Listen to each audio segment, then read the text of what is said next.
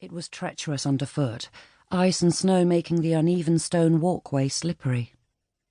Ahead of him, where the parapet met the left tower, Gray thought he could make out a human form silhouetted against the stonework, but it was impossible to be sure in the swirling snow.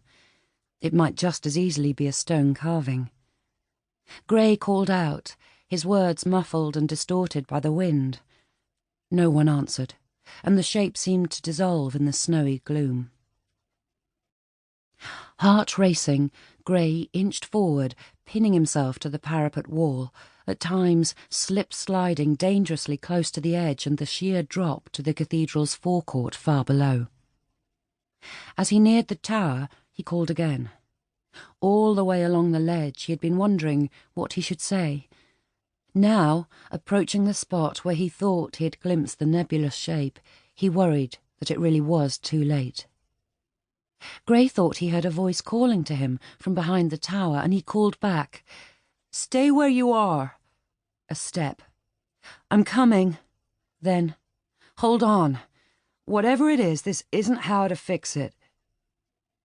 Gray shuffled forward, back pressed against the parapet wall, needing something solid to lean against, even though there was now a little more room to manoeuvre.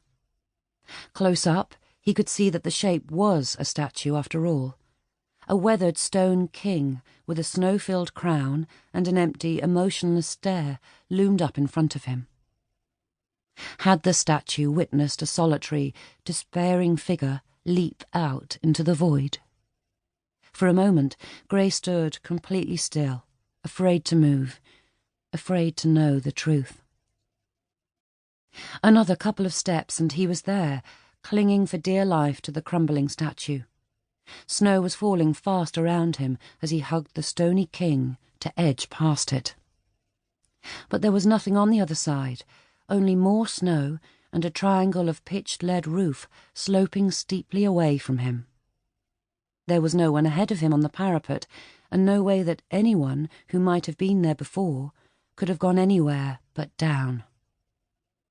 Gray's eyes filled with tears. He stood, holding on to the statue, head bowed, snow settling in his collar and dripping cold down the back of his neck.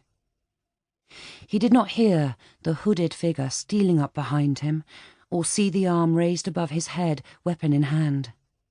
He did feel the sudden agonizing pain of a fracturing blow to the back of his skull. His knees buckled and he sank down on the snowy parapet, perilously close to the edge. Gray Mitchell twisted round and looked up. He saw a familiar face inside a fur-trimmed hood. "You!" was all he had time to say before his assailant's foot sank into the small of his back, sending him over the edge. No one but the hooded figure was around to hear the shriek that was the last sound Gray Mitchell uttered as he plummeted towards the ground. A gush of warm blood pooled around his head, turning the snow to pink slush where he lay. The hooded form stood on the ledge looking down, before turning and making its way back to the scaffolding.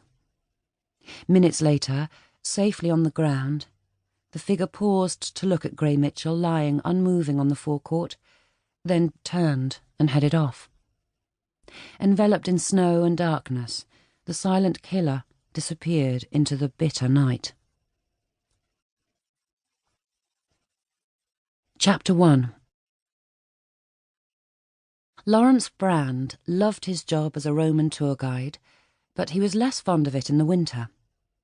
Just as well business was slack at this time of year. Thermal underwear from Marks and Spencer's didn't go well with a Roman toga. From October onwards, Lawrence only did a handful of tours, mainly for groups of primary school kids.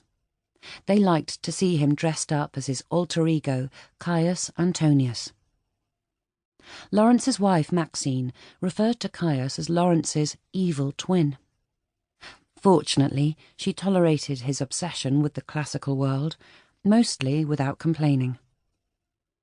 Over the years, Lawrence had dragged her round all the famous Roman sites in Europe. Maxine did not share his passion. She was happy to wander around the ruins with him for an hour or so, but soon she would take off to a beach or the nearest shops. It did not seem